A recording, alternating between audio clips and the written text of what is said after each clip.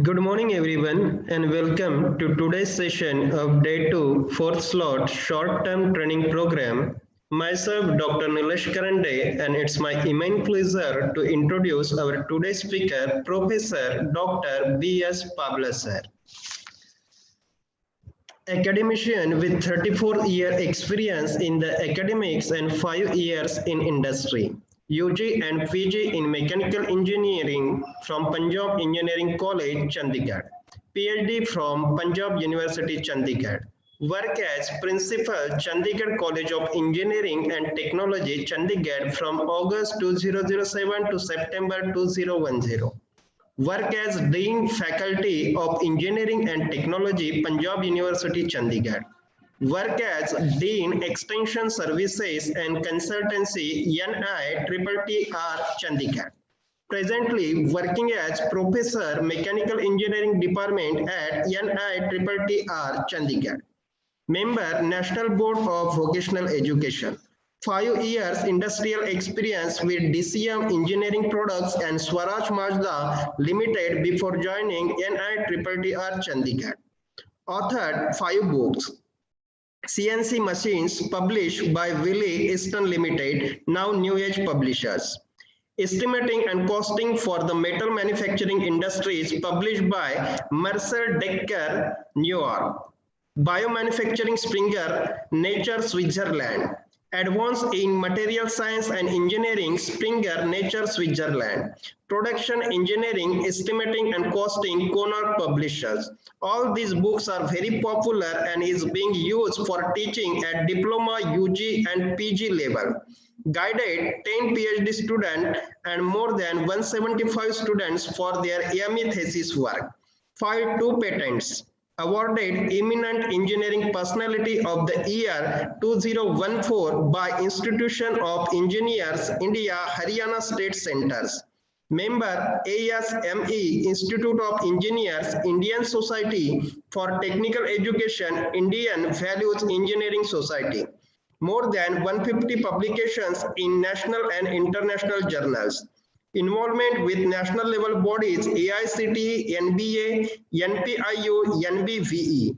Chairman, member NBA accreditation team for accreditation of technical institutions. Expertise in outcome-based engineering education. Visited the universities, organizations in Canada, USA, UK for presenting research paper training purposes. Now I request to Professor Dr. B.S. Pabla sir to deliver talk on assessment and evaluation in OBE environment. Please, sir.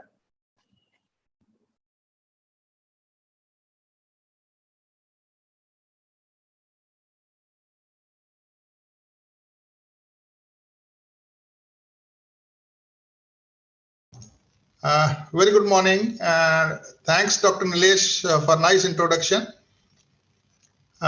First of all, I would like to thank the organizing committee and the management of Institute for Pharmaceutical Education and Research, IPER, that is what you say, for inviting me to be a part of this program on OBE, or we say evaluation in OBE environment.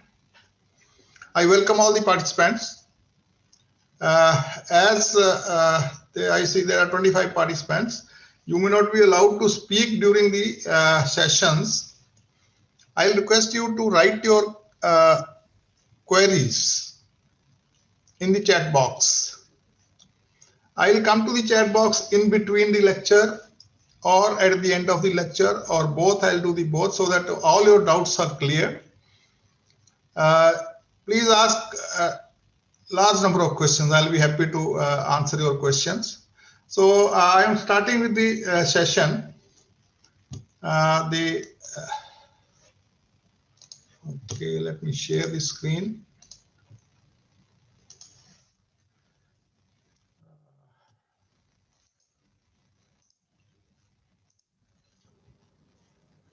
So the title of my session lecture will be Development of Assessment Plan in Outcome-Based Education Environment.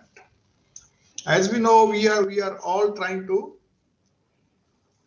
follow outcome-based education, be it engineering, pharmacy, even school level, even the new education policy, which has been just announced by Government of India, that also lays stress on outcome-based education only.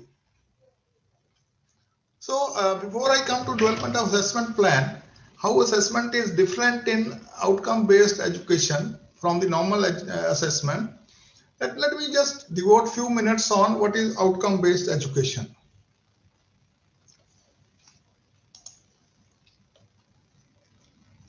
Now, if you want to say simply in very simple words, what outcome-based education is,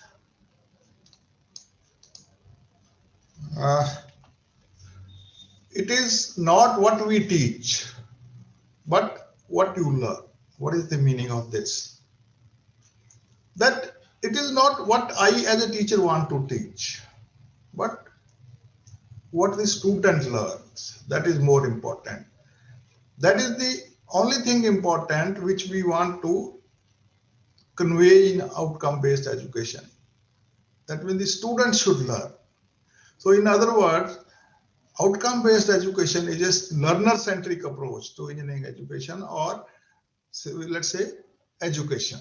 It may be pharmacy education, it will be architecture, it may be even basic sciences, it may be BCom, commerce education, but it is a learner-centric approach to education. That means focus is the student, focus is the learner. So whatever we do in the educational institutions, it is focused on the learner. It is focused on the student. Whenever we say that we are talking about outcome-based education, that means there is something else also which we are following.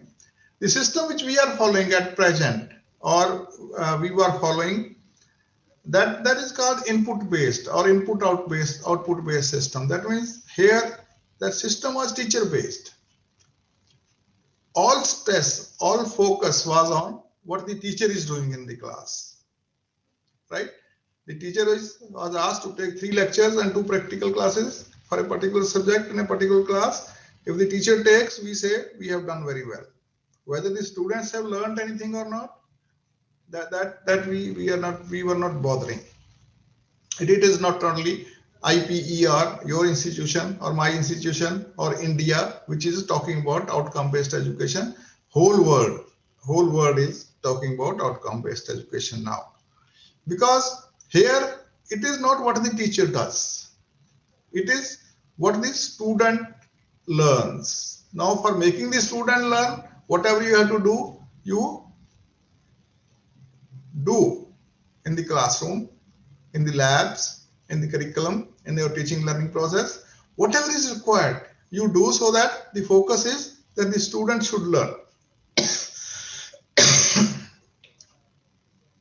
So let's see what is this outcome-based education.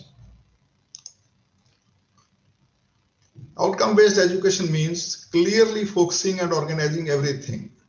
That means the focus is on focus is clearly on the what? Outcome-based education means clearly focusing and organizing everything in an educational system, in your system, in educational system, in your organization, in your directorate, in your state government. Focusing everything and organizing everything in an educational system. It is not on the institution only. It may be PCI, it may be directorate, it may be anything which is concerned with the teaching of the pharmacy education in your education. So outcome-based education means clearly focusing and organizing everything in an educational system around what? What is essential for all students to be able to do successfully at the end of their learning experiences. In simple words, what I want to say is that it is basically clearly focusing and organizing on learning outcomes or the capability the student, your student, when he passes out after 3 years or 4 years from your college, what capabilities he will have, what he'll be able to do when he passes out from your college, diploma college, degree college, commerce college, sciences college. What are the capabilities? Why we want to do that? We want to focus on it because he should be market ready. He should be able to contribute to the organization wherever he goes, and at the same time what we say is he should have the employable skills. This means starting with a clear picture of what is important for the students to be able to do. That means we will first decide what is important for the students to be able to do, then organize your curriculum, review your curriculum, instruction, review your instruction methods also, teaching learning process also, and assessment to see what we wanted. I wanted that he should be able to do such and such things. He should be able to maybe do some jobs in a pharmacy career which is required. Now we have to assess the student after 3 years, 4 years when he is going out to know whether he has learned or not. And if he has not learned, he has not acquired the required skills, we will say that okay, you are not fit for the job, so you have to do something more. And at the same time, if we say that he is fit for the job, we say okay, we will certify and you can go to market and you can start working.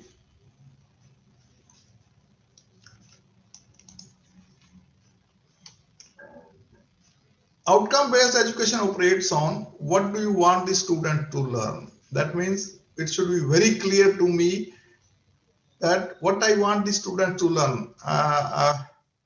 I'm a mechanical engineer, but when I talk about pharmacy, let's say in pharmacy you have B pharmacy, you have D pharmacy also.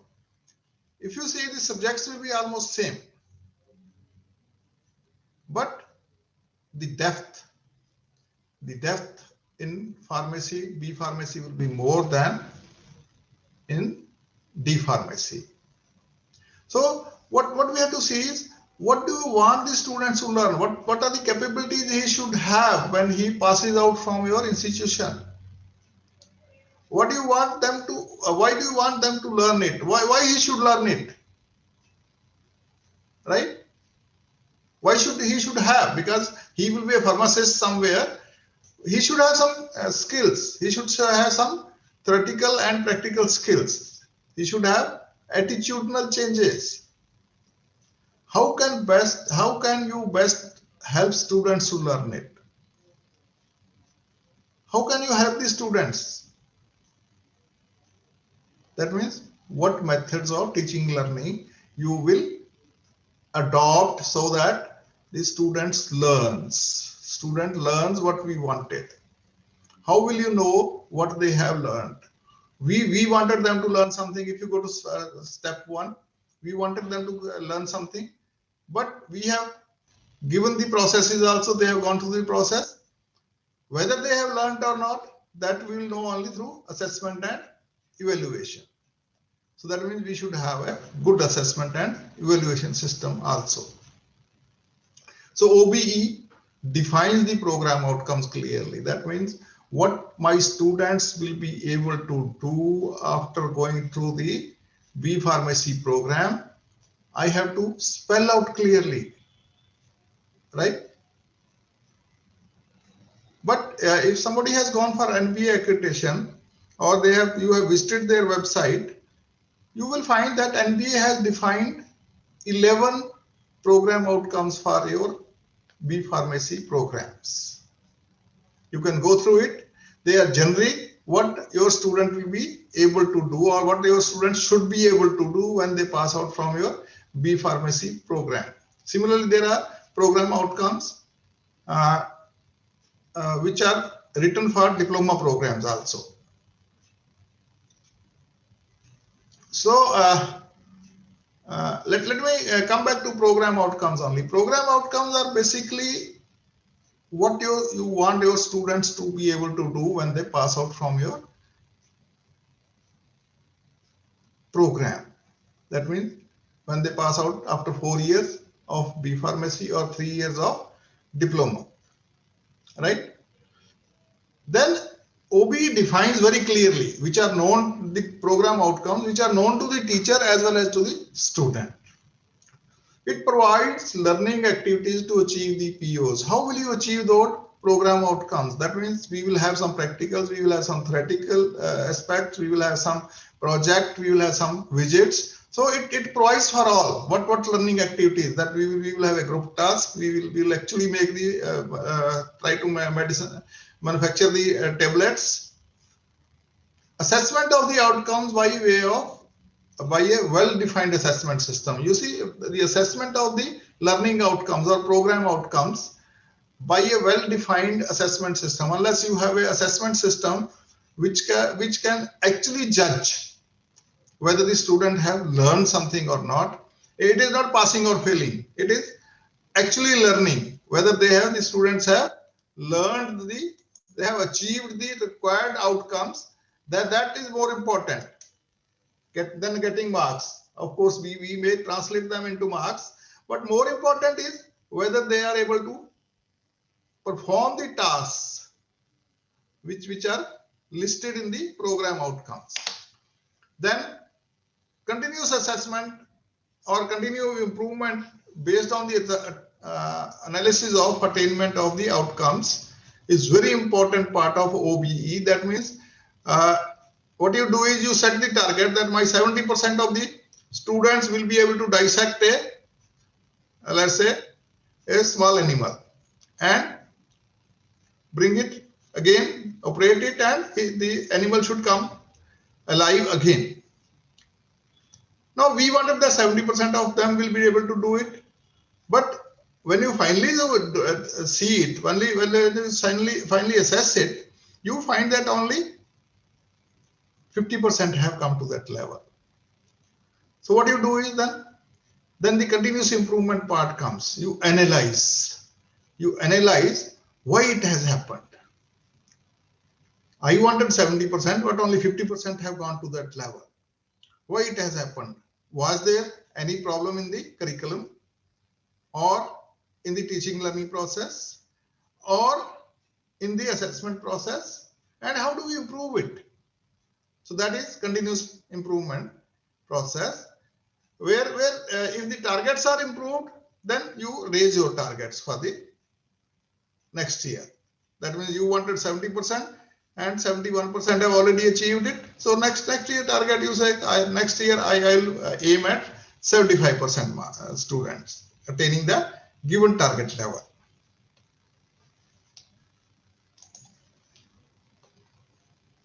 If you see the basic outcome-based education map, you start from vision and mission of the institution. Then write vision and mission. You know what a vision and mission is. Vision is basically where you want to be after, let's say, 10 years, 15 years. I want to be the maybe preferred institution in the region, right? I want my institution to be the preferred institution in the region. But how do I do it? That is called mission. What will I do to make my institution preferred institution of the region? Then there are program. I will not go into the details of this. Program educational objectives are basically where you want to see your students after 3, 4 or 4, 5 years of passing out from your institution. Program outcomes, POs, are basically what my student will be able to do immediately after passing out from the institution. Then course outcomes are written for all subjects. That means why I am teaching a particular subject. Why I am teaching a pharmaceutical, let's say I will not remember the name. Let's say pharmaceutical course on such and such. Let's say pharmacochemistry. Why I am teaching pharmacochemistry. So what will happen, or what the student will learn when he goes through this program on pharmacochemistry? So that are called course outcomes. You write 4 to 5 course outcomes for each course. Course means subject. If you see, there are two sets of arrows. One is coming down and second is going up. The meaning of this is that when we start defining these things, we start from the top. We define vision, mission, then program educational objectives, then program outcomes and course outcomes, right? But when we want to measure the attainment, how much program outcomes have been achieved, how much PEOs have been achieved, how much mission we have achieved or vision we have achieved, that goes from bottom to top. That means first you measure the outcome attainment for course outcomes. That gives you the attainment of PEOs, and then based on that PEOs and vision and mission. Now let's see what is different in OBE. In OBE, curriculum is different. How do you write the curriculum? What do you write in the curriculum? Teaching learning approach, teaching learning processes will be different. Assessment evaluation has to be different. Very important. This is one aspect which I normally say in my lectures, that if you want to change any system, technical education system, pharmacy system, and any of the general education system, sciences system, change your assessment and evaluation system. That is the most lacking system where we are failing. And based on this, you have a continuous quality improvement, which is not there in your normal education system, which is not there in our input-output based system.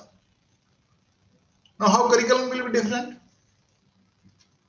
In outcome-based education, the curriculum design is based on the program outcomes. We have defined the program outcomes that my students will be able to do such things.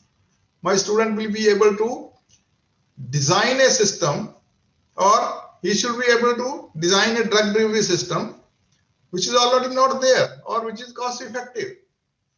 Now, for designing a drug delivery system, what subject I want to teach? What skills he should have? Should we have some mathematical skills? Should he know about some chemistry? Should he know about some subjects, how the pharmacy runs, how the pharmaceutical items are manufactured? So then we decide based on the POs, what subjects, what competencies he should have. Now, based on the competencies, you club them on into subjects and you decide the hierarchy. Maybe there are some prerequisites that if you want to study let's say subject A, you should have already studied subject B, because you will not be otherwise able to understand what subject B says. You should A says unless you have studied subject B. So curriculum design is based on the POs, and curriculum is not static. All right, curriculum is changing depending upon the technological development, whatever you are having, technology development and well as the market requirements. Just see what has happened in the this pandemic, where we never thought that we will get this type of disease. Now we have it, and now how to take care of these things. Active involvement of stakeholders. It is not that two professors are sitting and making the curriculum. No, involve all the stakeholders. Major stakeholders, your let's say in your case, maybe the working community, already working pharmacists, doctors, medicine manufacturing companies, your alumni, you as faculty, your managements. So they should all be involved when you're making the curriculum. So it is always better to get maximum input. Updated content. As I said, curriculum is not static. Curriculum is updated to meet the requirements. Industry involvement, as I said, industry should be involved. Course outcomes are defined for each course, each subject. Why a particular course is being taught to the students, right? As I say normally, everything which you are doing in 3 years or 4 years of your course, that is by design. Nothing has come by accident that we have just started teaching. No, if we are teaching computer to your pharmacy students, that is by design. because they are required to work on computer. They may be doing some simulations. They may be using some softwares. It is not because the computer was available in the college and we have started teaching them. No, it is by design. It is the requirement of the program. So COs are defined for each course, and these course outcomes should contribute to program outcomes. I will not go into much detail of this. Well-defined practical tasks. Practical work, lab work is the most neglected work we have in our education institutions. We are not giving necessary importance to this. We as teachers, we as students also, right? So we are not bothering to check the practicals. The students are not performing the practicals. Students are just going into group. One person performs the practical and rest of them are just looking at or gossiping. We are not evaluating the practical notebooks, right? Students do the practicals and they don't come to you for evaluation. The requirement is that if a practical has been done today, it should be evaluated in the next term when they come to the lab. But what we do, or what the students do, they'll come to you one day before the final examination of the lab, and you will sign all that. You just put your signatures without seeing what they have written. There are so many mistakes in the, and those mistakes are getting repeated year by year because everybody is copying the things. Why it is happening? Because we are not changing the practicals, or we are not changing the values. We are not changing the inputs to the practicals. So well-defined practical tasks. So every task will have some objective, some outcome requirement. Why should I do this practical, right? So curriculum will be different. Then teaching learning processes will be different. The teachers will be autonomous to conduct the classes and in assessment. What I say is empowered teachers. Teachers will have powers to decide when they want to take the students to a practical class and when they don't want to have theory class. It may just happen that if you take them to the practical class first, they may understand it better when they come to the theory, which is not what we are doing in these today. But what we do is we first conduct the theoretical aspect and they take them to the practical classes. So you can reverse it. I have said empowered teachers. Well, then it was earlier empowered only, but then I said responsible teachers also. We have to take responsibility. We are answerable for that. Flexible teaching learning processes. It is not only chalk and board. No, I can bring the lab to the class, right? I can tell them that how the processes happen. I can include my computer into it. ICT based classes you can have. I can have simulation in my presentations. So that idea is the development of knowledge, skill, and attitude of the students. Teacher's role is more as a team leader rather than individual. Teacher works as a team leader in the class or as a group of teachers. They come out with new things. Continuous record keeping and mentoring of the students required. That means you have to have a complete record. Now many teachers say, sir, there's a lot of record keeping in this. What should we do? The answer to this is computerization, so that the teacher has to put in minimum data. After that, all the processing, whatever reporting is done, that is done by the computer. And the students will need personal and professional mentoring, right? What they can do, how they can improve. Then Bloom's taxonomy is used extensively for planning of teaching and learning activities. Now, Bloom's taxonomy is one aspect which we all teachers should go through. It helps us in understanding the many aspects of teaching learning process and how to set question papers. Unfortunately, we are not taught neither in pharmacy nor in engineering, but it is a must for teachers to understand how the lecture should be planned, how the class should be taken, how the assessment should be done. We should be very careful about this.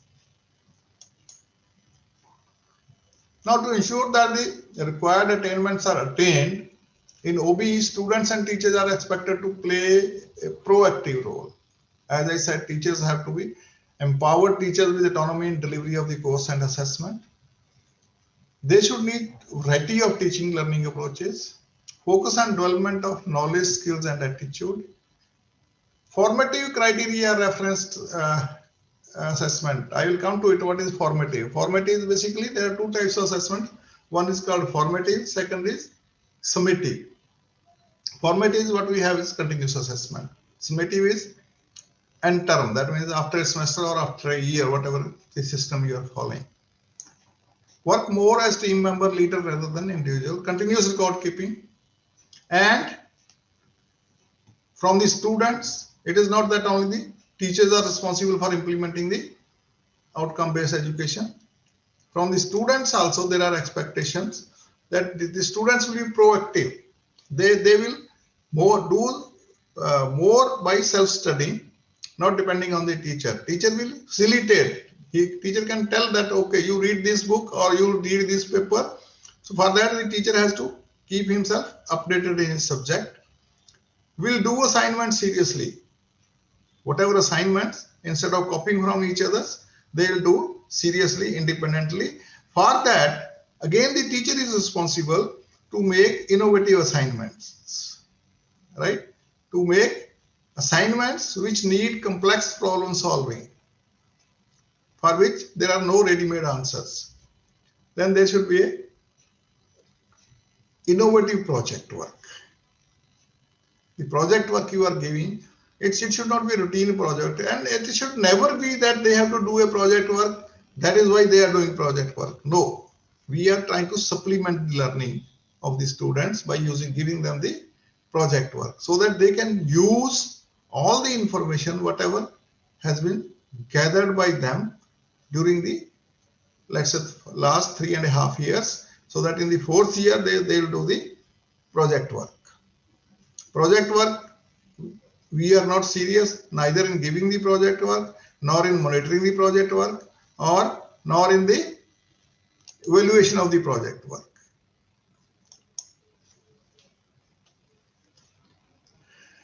Okay, do you have any questions?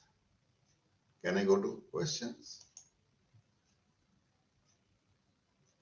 So it is only good morning. There is no question. If anybody has question till now, please do write it, or you can ask also, because your session organizer will allow you to talk.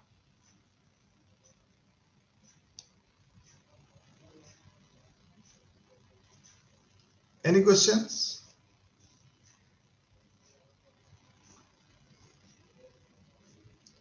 Okay, if there are no questions, I'll go ahead. Now, assessment and evaluation. You see, we are still using assessment and evaluation as a single item. We are not distinguishing between them.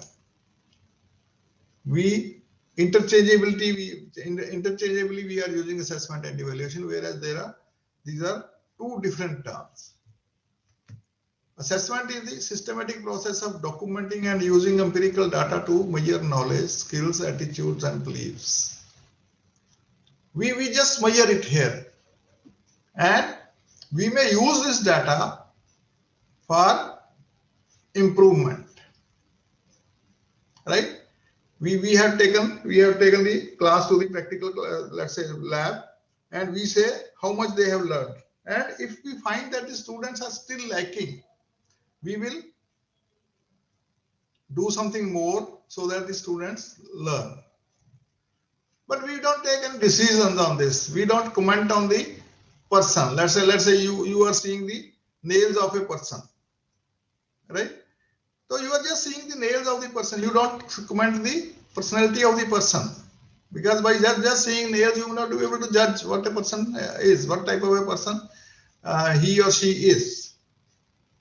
Whereas evaluation is, it focuses on grades and might reflect classroom components other than course content and mastery level. That means evaluation is basically final. When you see, assessment is when you check the, let's say, answer sheets. That is assessment.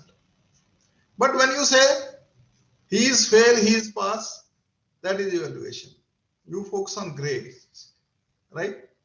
And you may add something more. You may add how good a team leader he is, how good he can speak. You can do that. And evaluation is judgmental. Judgmental means you give a judgment here in evaluation. Both assessment and evaluation require measures and are evidence driven. That means for them, you need to create some evidence. If you want to say that he is failing, what is the evidence? Or in assessment, you say he needs some more inputs, what is this evidence? So we need to create evidence in both assessment and evaluation. So assessment is the process whereby one attempts to measure the quality and quantity of learning and teaching using various assessment techniques. This is from the Dictionary of Education. And evaluation is the process of delineating, obtaining and providing useful information for judging decision alternatives, or a systematic process of determining what the actual outcomes are, but it also involves judgment of desirability of whatever outcomes are demonstrated.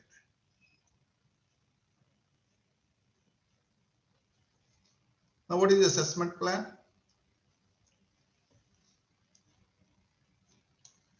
Now, assessment plan is a document that outlines student learning outcomes to be assessed during the learning period. During the learning period and at the end of the learning period. You may have direct and indirect assessment methods used to demonstrate the attainment of each outcome. Right? Direct means you are directly giving some test and you are checking them. You are asking them to perform some experiment and checking them. Indirectly, you can talk to the maybe outsider. You can talk to the person where your student has gone to for training and take the indirect assessment. Brief explanation of assessment methods. What assessment methods you will use? That should also be part of the assessment plan, including the sources of data from where the data will come. Very important for you people, for pharmacy people. Indication of which outcome are addressed by each method. That means you say I will use seminar, I will use quiz, I will use short answer methods. Now, what type of outcome, which outcomes? NBA has given you 7 outcomes. Which outcome you are trying to address, or which outcome will be attained by each method? Timelines at which data is collected and reviewed. When? I will say I will have 2 tests during the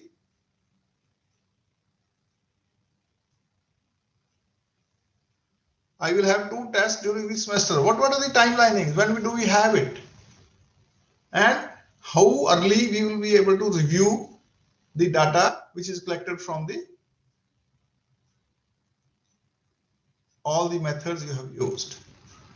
Who is responsible for collection and review of data? That also. That means, okay, the concerned teacher will do it, or there will be another teacher who will be reviewing the work, or you will do it, you will collect and evaluate it, assess it, and you will send it to a committee, departmental committee, which will review the data.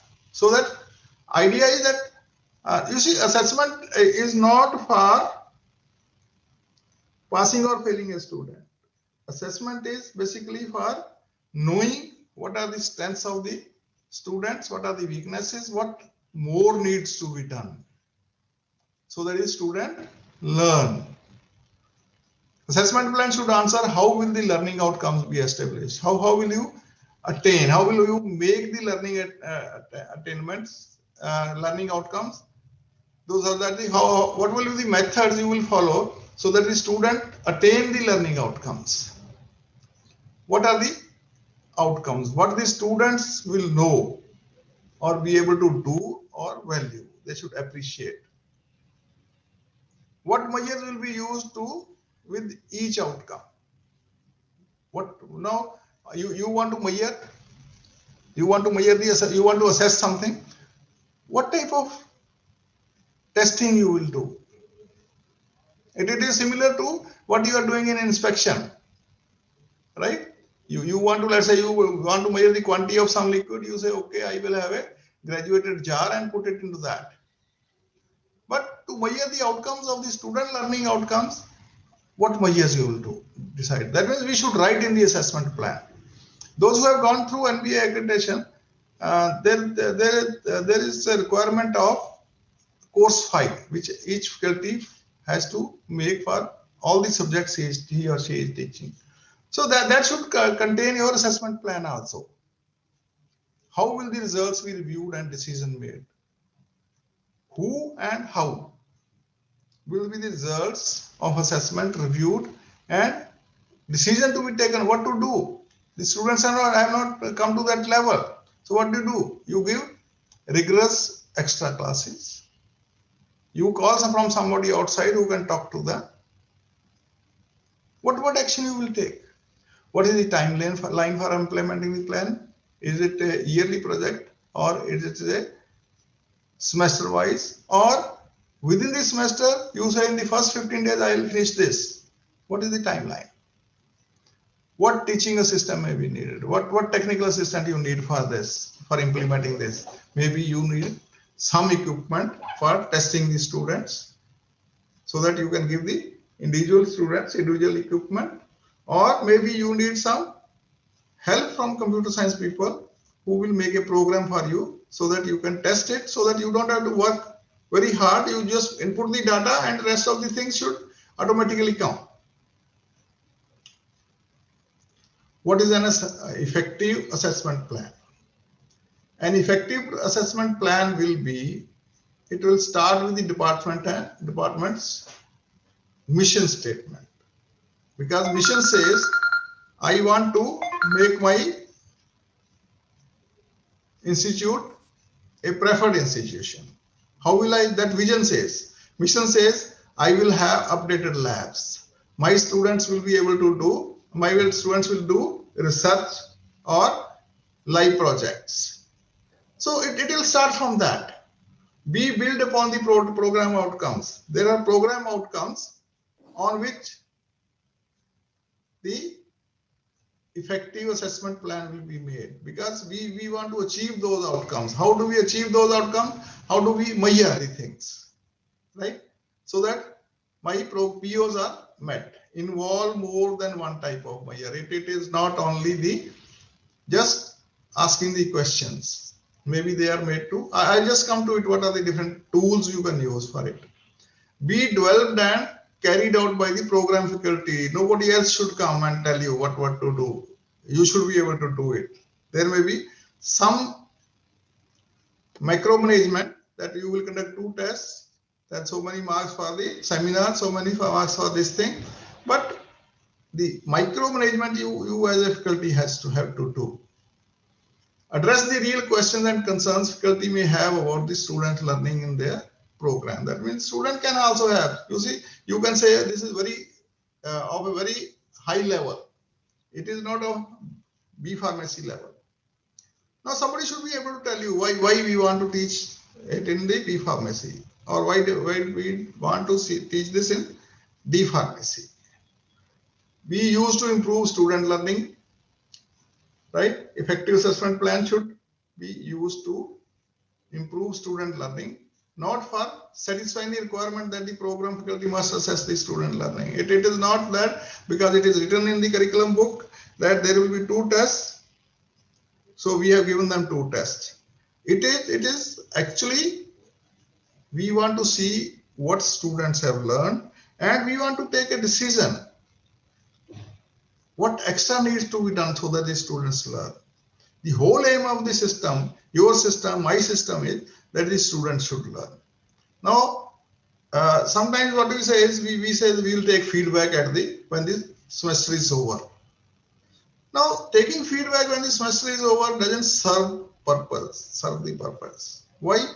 Because the harm has already been done. Students have gone through the semester and they have not learned anything. And semester is over, you cannot do anything now. So what is good is that you have a mid-semester feedback and take action so that by the time the semester ends, the students are able to do what they are supposed to do. Now, if you want to compare assessment and evaluation, the process is assessment and evaluation, collecting, reviewing, and using data for purpose of improvement in the current performance. That means assessment is basically for improvement and seeing what we have achieved and where we are strong, where we are weak, where the students are strong, where the students are weak, whether the method of teaching the teacher is following is good or not. Whereas evaluation is act of passing judgment on the basis of set standards. We have standard that 40%, below 40% student fails, right? So we are passing judgments. We are saying that 95 plus 90% marks or more A++ grade. So we are passing a judgment. Assessment is diagnostic, whereas evaluation is judgmental. There you give a judgment. Assessment provides feedback on performance and areas of improvement, whereas evaluation just determines the extent to which objectives are achieved. Nothing, no improvement. They were not talking about improvement. For next year you can talk, but the harm has been already done to the current batch. Assessment is formative, whereas evaluation is summative. We will come to it, what is formative and what is summative. Assessment is basically process oriented. It is talking about when the process is still on, whereas evaluation is product oriented. That means what is the product? Product is student. So evaluation evaluates the product, whereas assessment is about the processes. Of course, as a part of the process, students are also there. And based on the observations and positive and negative points, feedback is there based on the level of quality as per set standard. That means in evaluation, what you do is you compare with the set standards, whereas in assessment, you compare with the standards as well as, but you don't take a decision, pass, fail. You try to improve. We are more interested in improving the system, now not in comparing here in assessment.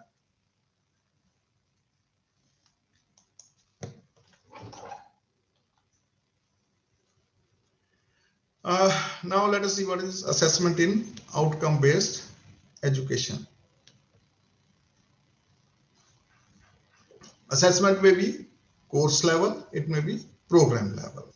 When we say we do the course level assessment, the COs are assessment or attainment of COs, course outcomes is measured. Whenever we, whereas when we say program level, we say the program outcomes or program specific outcomes, how much have been attained. So what is program outcomes? Represent the knowledge, skill and attitude the student should have at the end of 4 years engineering program or core engineer, pharmacy program or 3 years diploma program. Course outcomes are the resultant knowledge skill the student requires at the end of a course. Course is a subject. Now POs are defined by NBA, National Board of Accreditation. As per NBA, for pharmacy teacher, for pharmacy, B pharmacy, there are 11 POs, whereas for engineering, there are 12 POs. And COs are defined by the subject teacher. There will be 3 to 5 or 4 to 6 COs for each subject. While defining the COs, assessment method for assessing the attainment of the CO plan is also decided. That means, how will you assess? I say, let's say I am teaching air conditioning, very common subject. The course outcome, what I expect the student is that after going through the course, the student will be able to select a required AC for a given situation. Now, how will I assess it? I say I will give them a design question where I will give the conditions, environmental conditions, and the place for which it is needed, and they will have to select an AC. That means I will give a design question.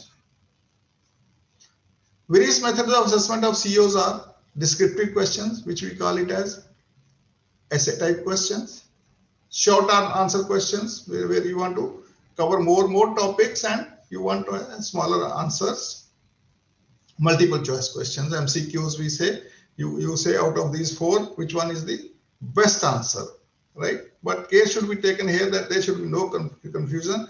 There should be, the choices should be explicit. Only one should be correct.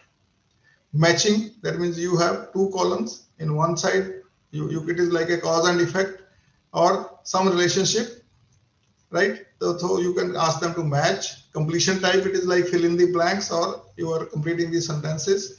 Quiz, you can have problem solving. Give them a problem and tell them to solve. Come out with the situations or come out with the solutions. Performance, you can ask the students to perform an experiment. So these are some of the direct assessment methods. Now let's see what are the features of features of assessment in OBE. Emphasis is on outputs or end products. Emphasis is on the student learnings. Okay. So outcome-based assessment emphasizes the assessment of student learning outcomes or end product as opposed to the lecture where you are talking about inputs, how much teacher has taught. Knowledge or content of the course is no longer the principle. We are focusing on application of what knowledge has been acquired by the student. The outcomes have to be explicit. That means outcomes have to be very clear so that the learner also understands and the teacher also or evaluator also understands. Outcome based is criteria based as compared to norm based. Norm based is assessment what we say that okay, we will follow a normal curve. If students are, let's say average is, let's say 70%, but what we find is that if somebody is getting 90%, then some students should get 50% also. Whereas in outcome based education, the assessment is criteria based. Criteria based means that the student has to be able to do that, right? There may be levels in that also, but we have the minimum standard that okay, he should be able to select a required AC, but maybe he is not that competent or he does it very slowly. Maybe he makes some mistakes somewhere, but some minimum level he will have. Outcome-based assessment, the criteria referenced. As I said, you may be giving grades, but learners' grade achievements are graded in terms of whether they are satisfying the criteria for assessment or not. Criteria are specified in terms of outcomes set for a course, and assessment is continuous. Now, there are two types of assessments. One is called continuous, one is called end term. Whereas in new education policy also, if you have gone through it, there is a lot of stress on continuous evaluation. They say formative evaluation will be there. You can, throughout your session, you keep on assessing the students and taking action. You see, assessment continuous assessment is like making a vegetable, making sambar in your house. What you do is you add some masala and taste it. If there is something wrong, you add something more, right? Salt is more, so add something more which will reduce the salt. Or salt is less, add some more salt. So what you do is, in outcome-based education, we also test the students and direct our attention to what is missing in the students. Okay. So feedback from assessment enables the lecturer involved to provide as much guidance to the learner as possible. This feedback guides the learner on their strengths and weaknesses and advises them on how to progress. This type of assessment may not be formal. You can be doing informally every day. Its intention is to inform the students on the process of their learning so far. What are their strong points? What are their weak points? So outcome-based assessment makes use of both formative and summative assessment. Formative assessment is used to chart the learner's progress, as I said. If the students have not met the criteria, they would not be competent yet, and the onus would be on the assessor to specify what learners have to do in order to meet the criteria. That means the assessor is not only saying that he doesn't know anything, your student doesn't know anything. Assessor will say that the student doesn't know this thing. Summative assessment is formal assessment that is administered at the end of the learning program. Judgments are made with reference to the criteria set for the assessment mark. That is in the summative assessment.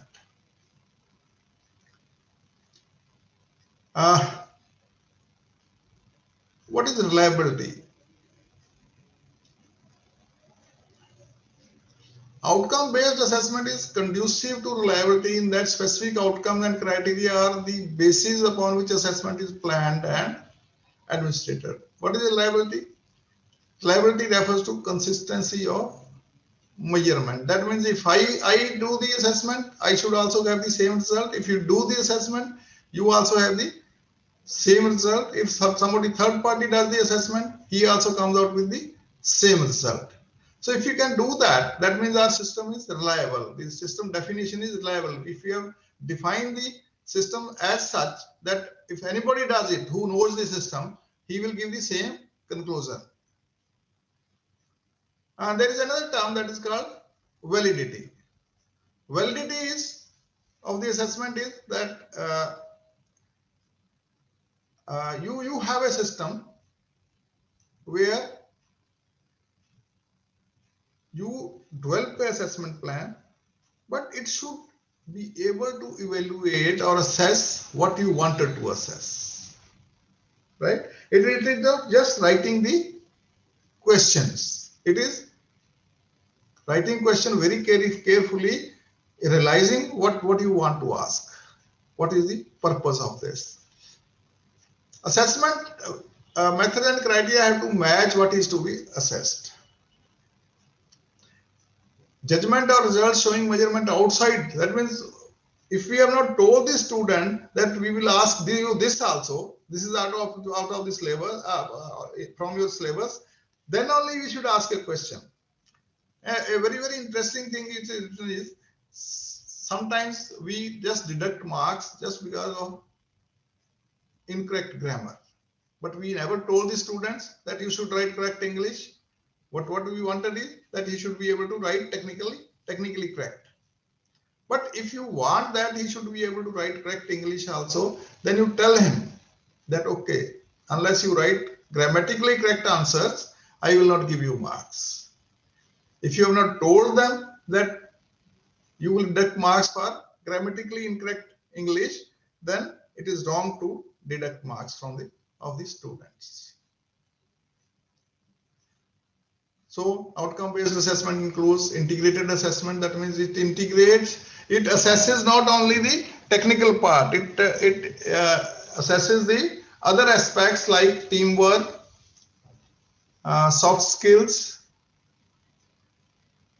environmental awareness, as well as sustainability. All these aspects we will have to integrate into the assessment plan.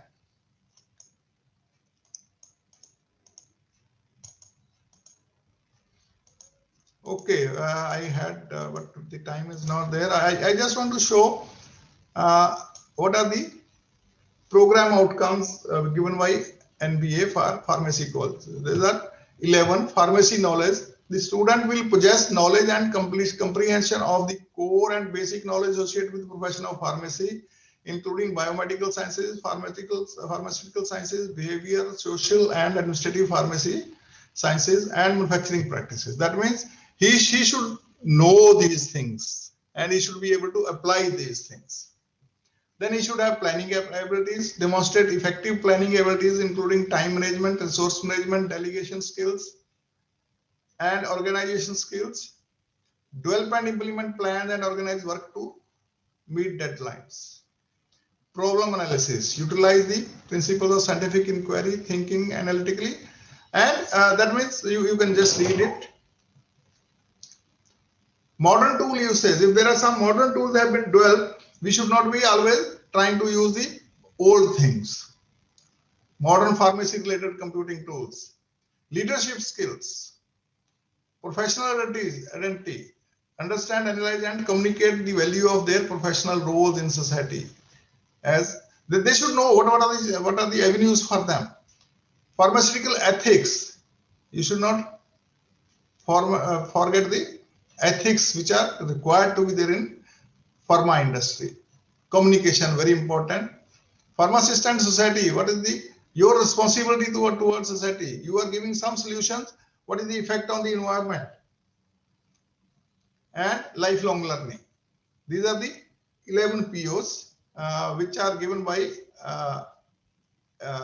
NBA for pharmacy programs, and that is for UG programs. So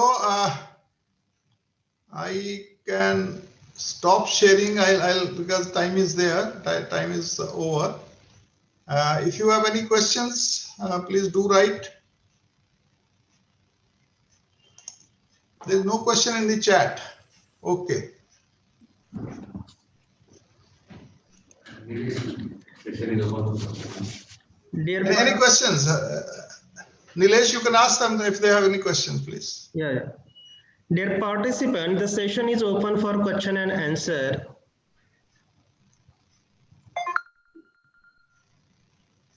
Any question from participant sides?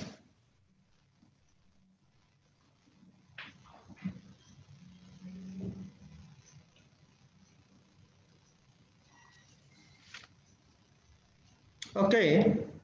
So if there are no questions, we will close the session. I thank all of you for listening to me. In fact, assessment and evaluation is very important aspect in outcome-based education as well as in output-based system. If you want to deal with this, it should take a full 1 day. That means at least 3 sessions. So I have tried to rush through. I will send the PPTs to Nilesh, and you can see if you want to use this. Okay. So we have reached the end of this session. I, on behalf of IPER Varda, express my deep sense of gratitude to you, sir, for your excellent coverage on assessment and evaluation in OB environment. Your concern about the outcome-based education is indeed a cause of concern for all of us, and certainly we receive motivation from your thoughts and views. I thank you, sir, from the bottom of my heart for taking out time from your busy schedule and sharing your views. Indeed, it was a pleasure to share a moment with your esteemed personality. Thank you very much, sir, for being with us today. Further, participants are informed that the Google Form link of questionnaire is provided in chat section. The link will be open till 2 p.m. and join us tomorrow sharply at 10 a.m. Thank you very much, sir. Okay, thank you. And now closing the session, please. Thank you.